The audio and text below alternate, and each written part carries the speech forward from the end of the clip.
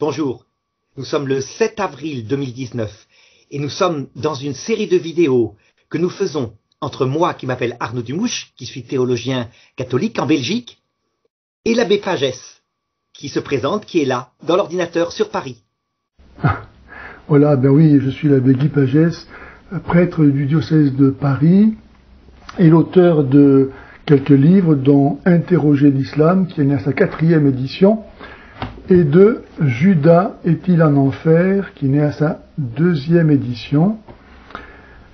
Et je m'occupe d'évangéliser, notamment sur Internet. C'est comme ça que j'ai pu rencontrer Arnaud Dumouche. Ce thème que nous voudrions faire aujourd'hui, c'est une vidéo qu'avait fait l'abbé Pagès à propos de quelque chose que je disais. Est-ce que l'état de divorcé remarié, parfois, peut être une voie de sainteté? Et l'abbé Pagès avait intitulé « L'adultère comme voie de sainteté ». Donc on voit tout de suite nos différences.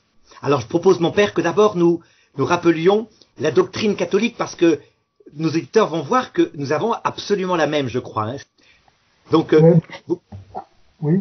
Vous voulez commencer ou je commence, comme vous voulez? Quand vous dites que nous avons la même doctrine, c'est difficile de tenir cette affirmation, parce que la vérité d'une chose se manifeste dans les actes. Et donc, si les actes sont opposés, nécessairement, ce qui leur a donné l'existence est différent. C'est pour ça que dire que nous avons la même doctrine, c'est pas aussi évident que ça, n'est-ce pas? Puisque nous parlons de l'adultère, simplement, nous nous rappelons la parole de Dieu qui dit que le mariage, c'est-à-dire l'union de l'homme et de la femme qui se donnent l'un à l'autre jusqu'à la mort, pour le meilleur et pour le pire, comme on dit, ne peut pas être dissoute, cette union, par aucune autorité. Même l'Église n'a pas le pouvoir de dissoudre un mariage. Ce que Dieu a uni, que l'homme ne le sépare pas, dit Jésus. Donc en aucun cas, quelles que soient les circonstances qui peuvent se présenter, un mariage validement ordonné ne peut pas être dissous, et donc les conjoints n'ont pas non plus le pouvoir eux-mêmes d'estimer qu'ils peuvent refaire leur vie en raison de la conduite déplorable de leur conjoint. Donc c'était sur ce point-là que nous divergions. Non, je ne pense pas. C'est pas sur ce point-là. Au point de vue doctrine, il n'y aura pas de problème. C'est au point de vue de quelques applications pastorales. Parce que, en fait, je pense qu'il faut distinguer la lumière, c'est-à-dire la doctrine universelle, qui se penche sur ce que c'est en soi le bien. Et puis, d'autre part, certaines circonstances appliquées, qu'on appelle la pastorale. Mais d'abord, la doctrine. Donc, je voudrais la rappeler, je suis tout à fait d'accord avec vous. Hein. Le mariage, tel qu'il a été créé par Dieu, au début de l'humanité, avec Adam et Ève, c'est une image de la Trinité. Et on peut dire que Jésus lui a redonné ce statut-là, ce qu'on appelle d'ailleurs le sacrement de mariage. Ça veut dire qu'en fait, quand un homme et une femme, dans l'Église catholique, s'unissent, eh bien, leur couple est appelé à devenir quelque part l'image de ce qui se passe dans la Trinité. De l'image dans la manière dont Dieu nous aime, par exemple. Saint Paul le dit dans l'Épître aux Éphésiens. Hein. Et donc, quand un homme et une femme s'unissent, eh bien, quoi qu'il arrive, pour le meilleur et pour le pire, comme vous dites, il y a un espèce d'engagement, mais un engagement qui n'est pas toujours lucide, malheureusement, à cause des mauvaises préparations au mariage. Mais en tout cas, quand c'est bien fait, un engagement pour le meilleur, évidemment, pour le moins bon, mais aussi pour le pire. Et le pire, c'est pas l'handicap de l'autre, hein, du tout, la maladie, etc., la vieillesse. Non, le pire, c'est la trahison de l'autre. Pourquoi? Parce que, effectivement, Dieu nous est fidèle jusqu'en enfer. C'est ce que disait Saint Martin au démon. Il disait, il suffirait que tu te convertisses et Dieu te pardonnerait. Et le démon, évidemment, ne se convertit pas. Hein. Sa liberté est totale en enfer, évidemment. Mais Dieu, de toute façon, est fidèle, quoi qu'il arrive. Donc, on voit bien, le sacrement de mariage, c'est ça, c'est la réalité. Et je crois que sur ce point-là, vous n'avez pas de divergence avec moi, n'est-ce pas, mon père? Voilà. Alors, ceci étant dit, eh bien, je vais vous citer maintenant un cas pastoral particulier. vous allez voir, une situation pastorale particulière qui s'est passée réellement, que ma sœur m'avait raconté, qui s'est passée il y a plus de 25 ans, hein, en Bretagne. Donc, c'est un jeune couple qui se marie. Le mariage est vraiment bien préparé, hein, ils sont tous les deux profondément croyants. Le prêtre les avertit vraiment de l'engagement qu'ils font, et ça va, ils s'engagent. Et puis, la jeune femme tombe quelques années plus tard enceinte et attend des jumeaux. Et à ce moment-là, je ne sais pas ce qui se passe dans le mari, toujours est-il qu'il va partir, l'abandonner complètement et se mettre en ménage avec une autre femme et s'en aller définitivement, de ne donner plus aucune nouvelle. Alors, dans la situation en question, il se présente un peu plus tard un autre homme qui se propose d'assumer complètement cette femme dans la détresse où elle est, et elle va appliquer, on peut dire, ce que demande l'Église. Ça veut dire que, étant donné qu'elle a ses enfants et qu'elle est dans la plus profonde galère, qu'elle veut que les enfants aient un père, eh bien, elle va accepter de vivre avec, il va les adopter, ça va aller jusque-là, parce que l'autre a disparu, mais il y a eu un divorce, etc. Il va leur donner son nom, et puis évidemment, elle va appliquer la pastorale de l'Église, ça veut dire qu'elle va aller à la messe, comme le demandait Jean-Paul II dans la lettre Familiaris Consortio, et ne plus communier. Mais vraiment, elle va faire comme ça. Voilà la situation, mon père. D'accord. Que pensez-vous d'abord de cette situation première, telle qu'elle est ici? Eh bien, moi, cher Arnaud, ça ne change rien. Que cette femme soit trompée par son mari, ça ne remet pas en cause le fait qu'ils sont mariés. Maintenant, supposez que... Complètement d'accord. Ils sont mariés, et donc rien ne permet que elle, parce que son mari est infidèle, soit elle-même infidèle. En l'occurrence, d'ailleurs, la question de la validité du mariage avait été posée et n'avait pas été acceptée. Le mariage était valide, au point de vue sacramentel. Ici, en l'occurrence, je précise la situation comme ça. Hein. Oui. Donc, elle ne peut pas elle-même, du fait que son mari est infidèle, comme elle l'a accepté le jour du mariage, en acceptant de vivre cette union indissoluble dans l'unité, la fidélité, jusqu'à la mort, donc rien n'est remis en question. De son côté à elle, elle a déjà pris l'engagement de rester fidèle quoi qu'il arrive. Donc le pire arrive, ça ne change rien au fait qu'elle doit continuer à considérer cet homme comme son mari, parce qu'il est son mari. Supposez que cet homme, c'est déjà arrivé. Attendez, avant d'aller plus loin, oui. Je voudrais tout de même, regardez, vous montrer, comment dirais-je, ce qu'avait dit Jean-Paul II de cet état-là. Hein. Il est tout à fait d'accord avec vous.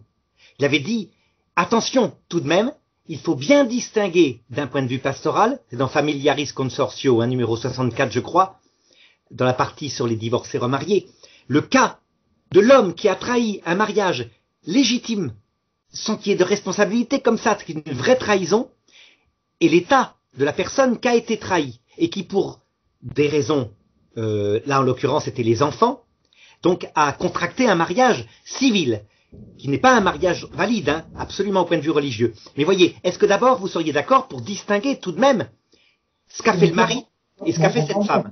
J'entends bien que cette femme subit une injustice et qu'elle est portée de ce fait à être tentée de refaire sa vie. D'ailleurs, Jésus dans l'Évangile cite ce cas-là en disant que celui qui répudie sa femme l'expose à l'adultère. Et de même, la femme qui répudie son mari l'expose à l'adultère.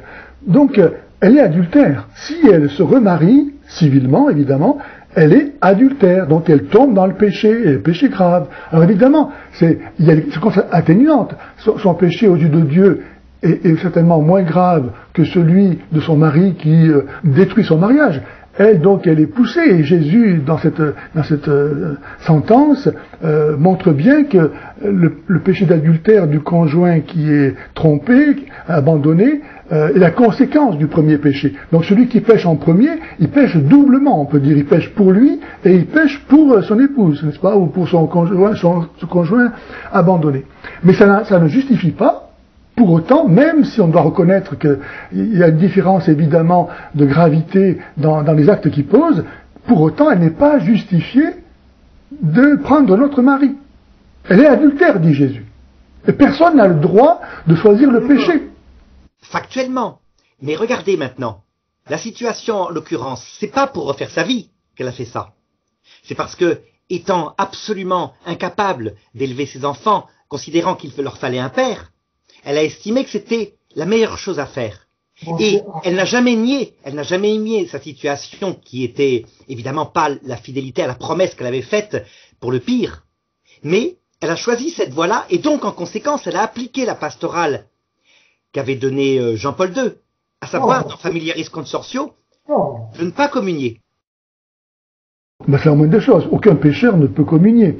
Mais personne, pour aucune raison, n'est jamais justifié de pécher, même véniellement. A fortiori de tomber dans l'adultère.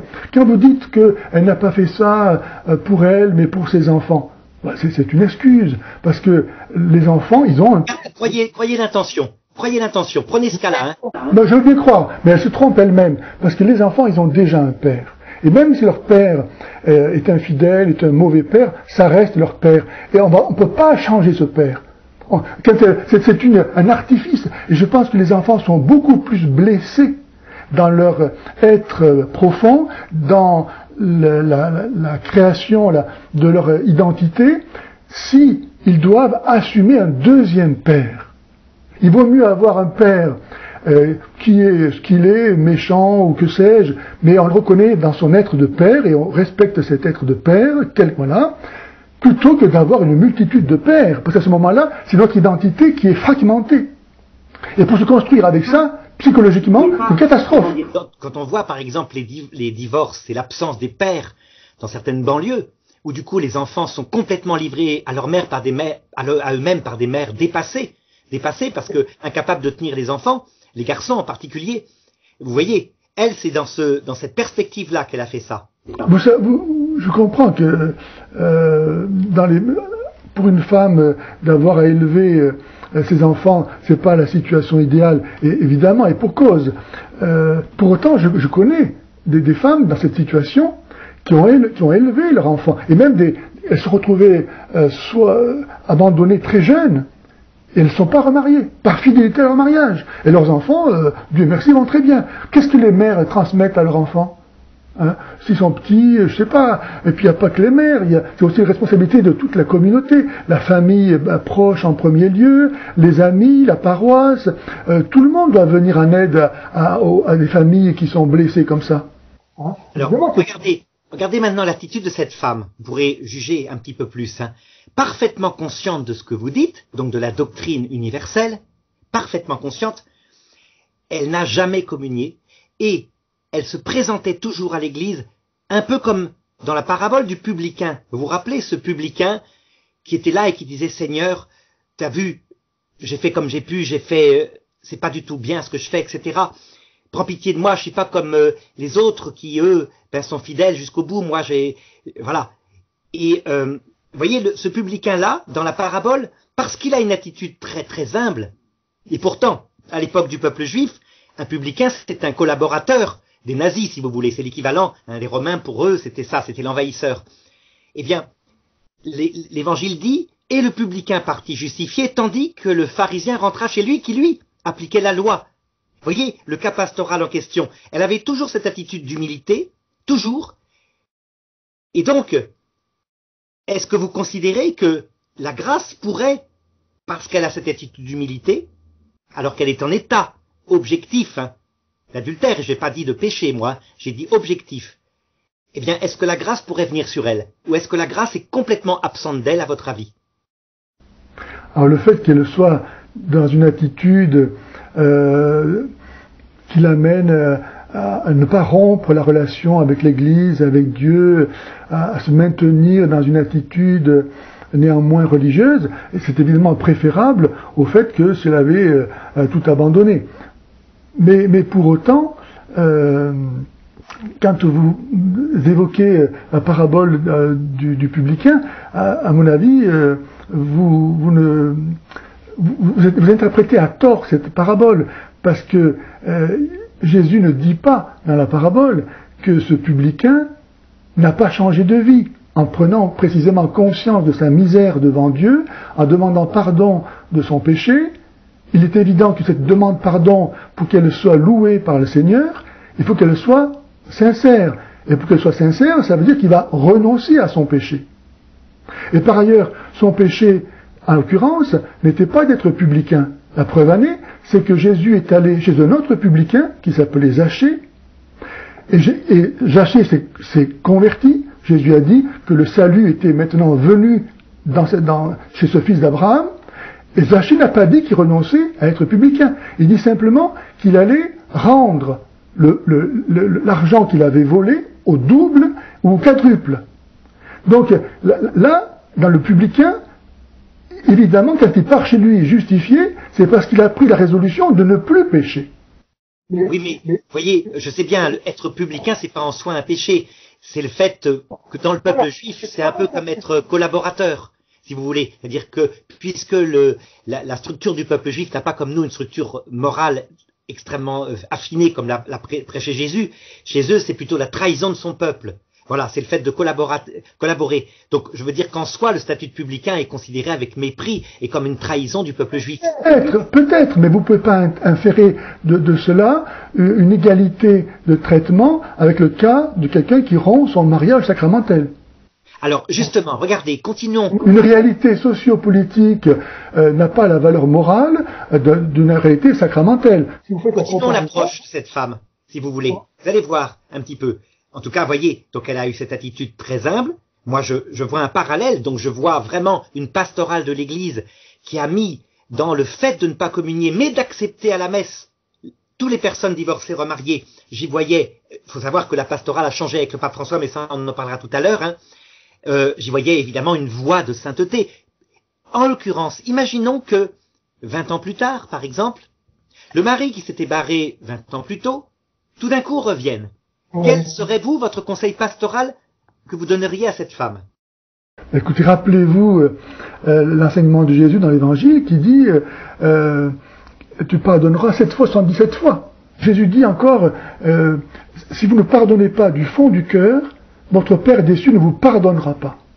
Donc si le mari revient 20 ans après en disant ma chérie, pardonne-moi, j'ai fait n'importe quoi, comme le fils prodigue de la parabole, et que le père couvre de baisers, lui rend tous les pouvoirs, etc.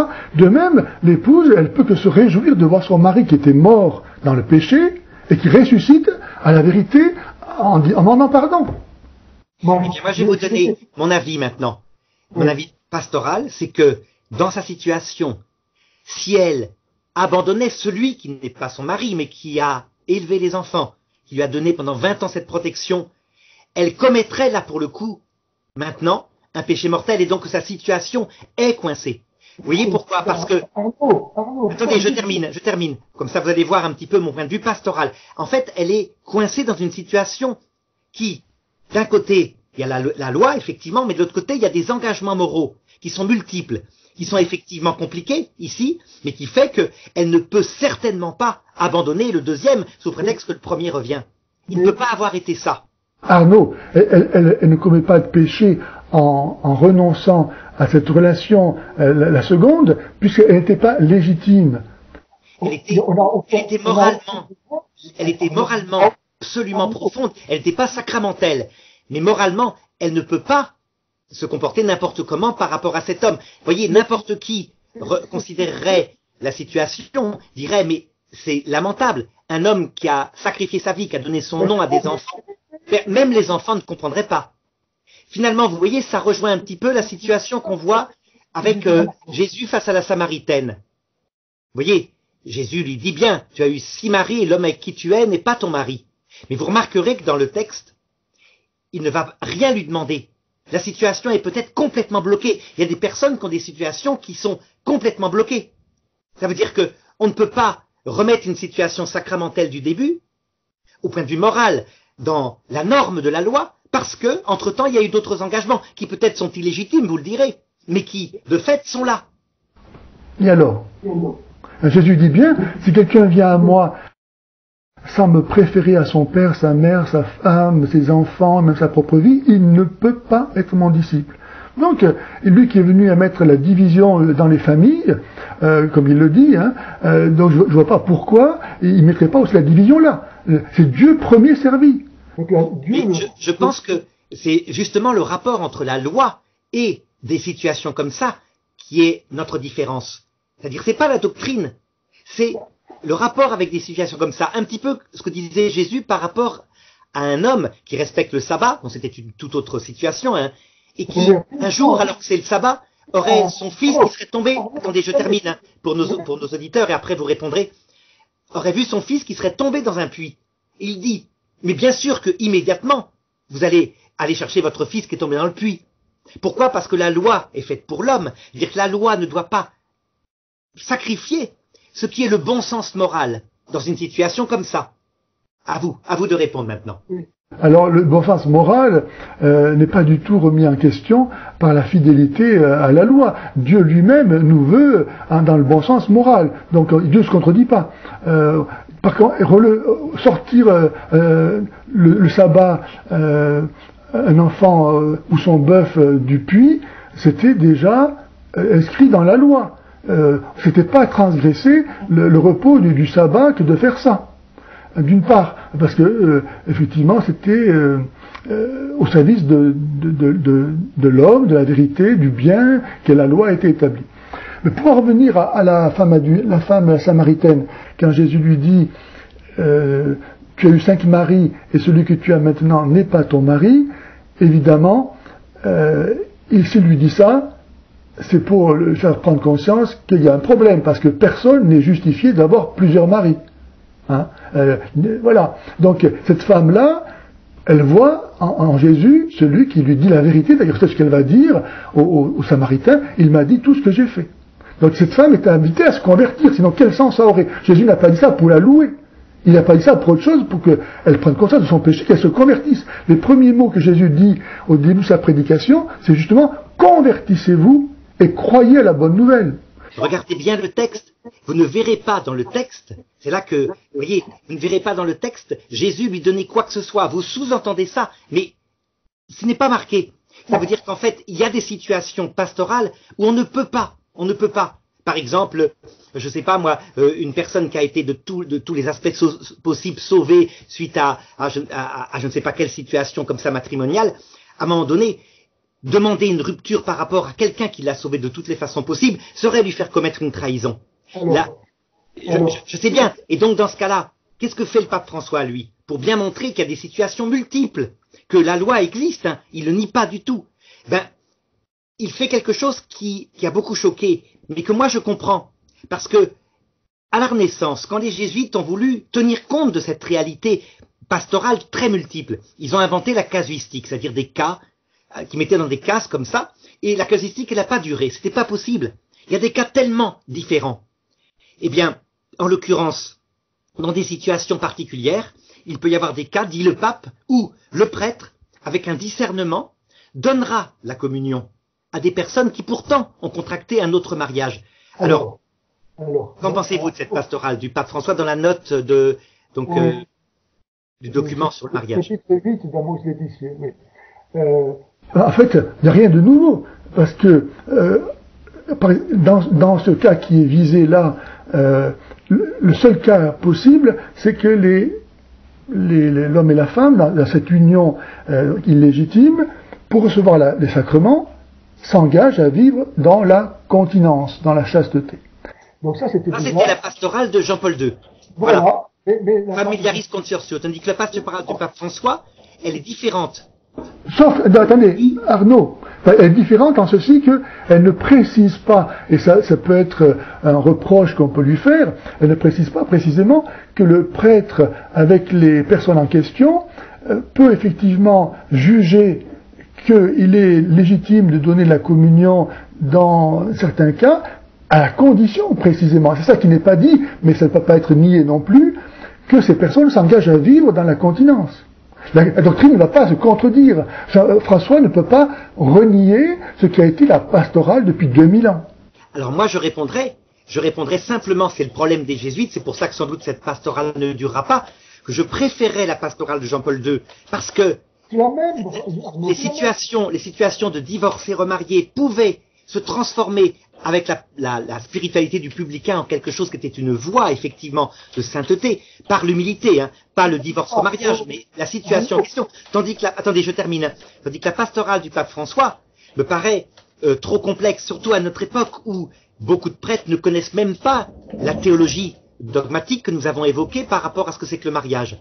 Donc je dirais, dans ce sens-là, je serais d'accord avec vous. Cette pastorale sera sans doute précisée par son successeur. Mais je constate qu'elle est là. Arnaud, mais vous voyez bien que, en disant que le prêtre, il peut juger, dans certains cas, de permettre à des personnes divorcées, remariées, ou encore peut-être plus justement appelées adultères publics, de communier, c'est évident que c'est moyennant le fait, comme je le disais, qu'ils s'abstiennent des relations conjugales. Ben, c'est pas ce que dit le pape François, vous savez bien, ça a d'ailleurs posé... Il ne dit pas le contraire, Arnaud, il ne dit pas le contraire. Non, il dit pourront donner à des divorcés remariés la communion. Voilà. Sous-entendu, ils arrêtent d'avoir des relations physiques, il l'aurait marqué. C'est justement ce qui a posé problème. Mais c'est ça qui manque. C'est ça qui manque. Mais il ne dit pas pour autant que tous les divorcés remariés puissent aller communier. Ça fait. Ça serait aberrant. Non, il dit c'est le. Parce que la doctrine est là. Mais je suis d'accord. C'est des cas particuliers, des cas spécifiques. Faut dire les choses. Si ceux qui sont autorisés à communier le peuvent, moyennant le fait que néanmoins ils ont des relations sexuelles, tous ceux qui ont donc des relations sexuelles dans cette situation peuvent aussi communier. Pour moi, cette décision du pape, qui est fragile, effectivement, cette note doctrinale, n'engage pas l'autorité dogmatique, elle est juste une pastorale qu'il propose, qui est risquée, on verra ce que ça donnera, mais elle indique par là ce que Jean-Paul II déjà disait, à savoir qu'il fallait distinguer les cas. Mais encore une fois, Arnaud, pour harmoniser donc la pastorale et la doctrine, la seule façon, c'est de considérer que ces cas de divorcés remariés qui, en droit, ne peuvent pas accéder au sacrement, le puissent, c'est à condition donc qu'ils vivent dans la continence. C'est le minimum requis, qui ne pose pas l'acte spécifique de la vie conjugale pour ne pas tomber sous le coup de la sanction de péché d'adultère. C'est tout. C'est pas compliqué. Je crois qu'on a bien exposé nos deux positions, hein, n'est-ce pas, mon père? Entendu.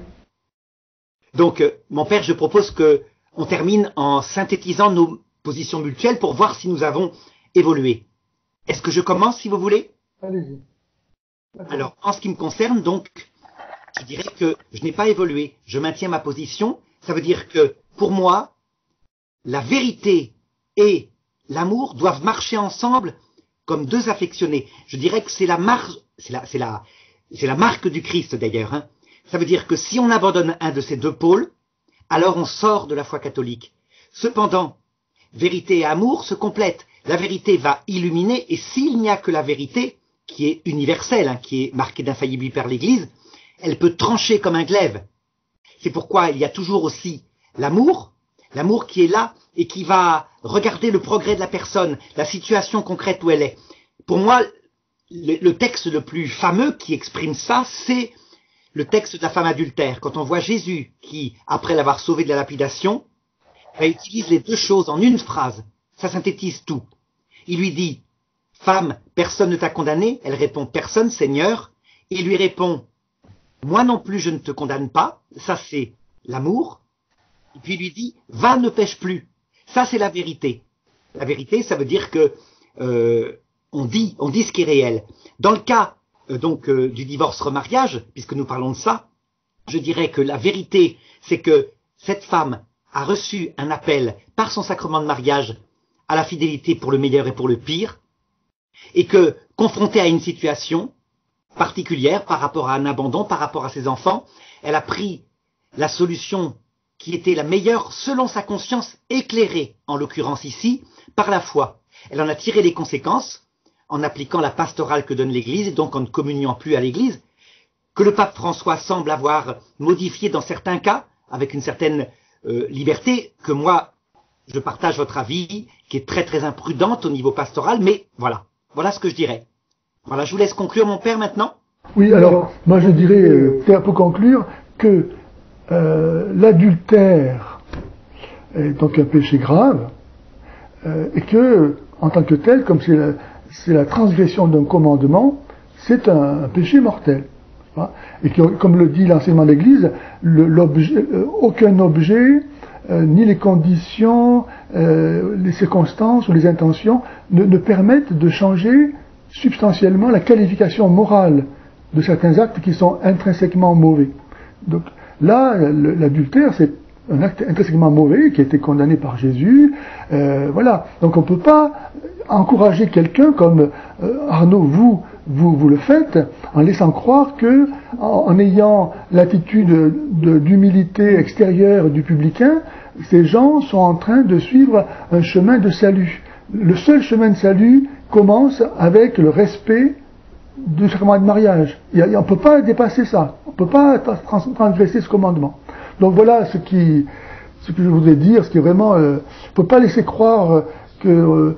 parce qu'on s'imagine soi-même qu'on est dans des bonnes dispositions et qu'on veut aimer Dieu tout en transgressant ses commandements, qu'on va réussir à se sauver. C'est pas possible.